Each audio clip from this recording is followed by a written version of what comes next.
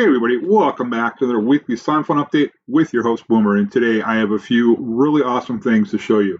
First, before we get into the update, one of the new add-ons that came out from Sephiroth last week was Networks, and I got to playing with it, really liked what I saw, and really decided to push the boundaries of a few things. And after my playing around, I went back to Sephi and asked him if he could incorporate a few changes, and he's working on them. So I'm going to wait to do the tutorial until he's got all the work done. It's mostly done already. I know he's still got a few other things. I know he's been a little busy with the holidays, as I'm sure everybody has, but hopefully we'll be seeing that soon, so be watching for that. Today, the first thing we're going to look at is Sephi's change to Christame Historia.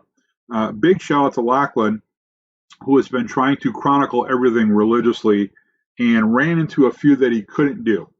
For example, bedrock. We knew that unless you have a way to obtain bedrock, that needs to be removed, and Sephi had already covered that. But there were some other things like end portal frames, which are unobtainable. Dirt path that I have in front of you, which is unobtainable, right? Everybody knows if you mine dirt path with your hand, well, you get dirt back. So I figured, okay, well, let's try a silk touch shovel. Well, again, you're going to get dirt. Sephi added the spiritual silk, and this will allow you to mine things that you normally can't get unless you're either in creative or you're buying them through some sort of a player shop. So now if you simply right click them, you're going to get those blocks. So now I can actually chronicle dirt path. Same thing with too tall ferns or too tall grass. All those items that you normally can't pick up, now that you can. So thank you, Sephi, because now Lachlan did it. He got to 100%. He is now Professor Emeritus, Grand Magus, and the whole kit and caboodle. All right, another new add-on has come out this week that will not require a tutorial. We're simply going to show it to you right now, and it's called Slimefun Chunk Info. This is also from FNFL, and you simply need to, once you've installed it, type in the command. And it's going to here in a second. There we go. It's going to show you everything in the chunk. It's going to, if you hover over the info, it will tell you, did it come from Core Slimefun or did it come from an add-on? And what are the timings of that particular moment that you ran the command? Every time you run the command, you're going to get updated information. So to see your chunks, as you know, F3 and G if you're in PC Java. I apologize. I don't know what it is if you're on a Mac. I thought it was the same, but maybe not. New chunk, run it again. So again, I can see the list on the left. I can see more details about that list. And I can come down here and see the timings. So long-term solutions that this might help is defining lag on the server or identifying where it's coming from. If you can't quite see everything, but hey, you come in also and your dust washers are running at 1.99 milliseconds, okay, great.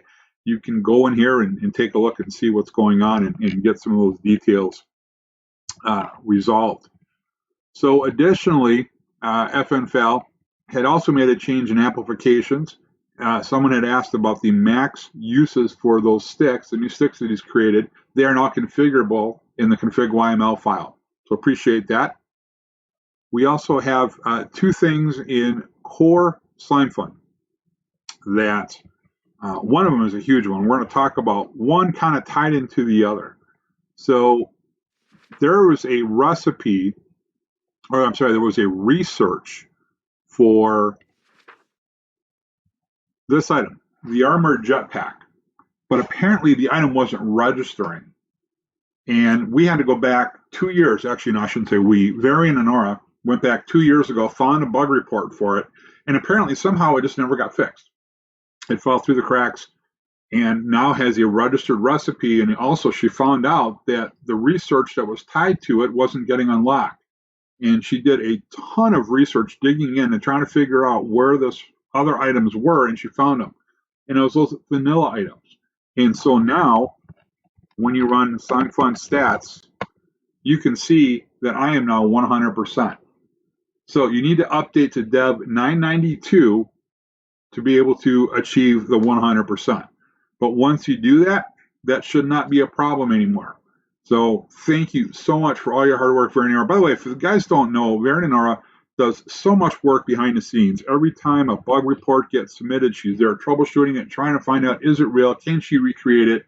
What other add-ons outside of Slimefun or other plugins could be interfering? She works so hard. She really deserves a big thumbs up and a big thank you from the community, because she is truly a warrior for Slimefun who works tirelessly to keep things running as much as she does. It's amazing. all the work she does. So thank you.